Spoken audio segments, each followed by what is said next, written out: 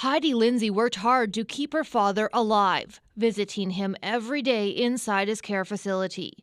Pandemic restrictions locked her out, and he died a few days later. Now she sits on a task force that's been hammering out new visitor rules in Saskatchewan.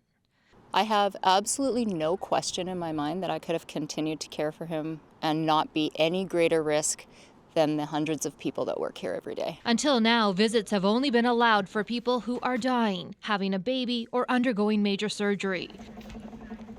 Now, most hospital patients would qualify for at least one support person. Those visitors will be screened. This epidemiologist says physical distancing should also be enforced.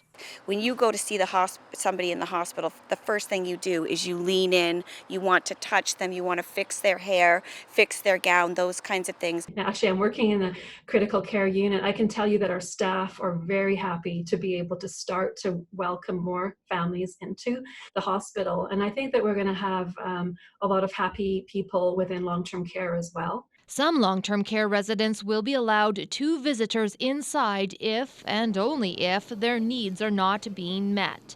That's a vague criteria that officials admit could create confusion and turn some families away. Brenda Moffat's 85-year-old mother has dementia. The phone calls that you get because she's so confused.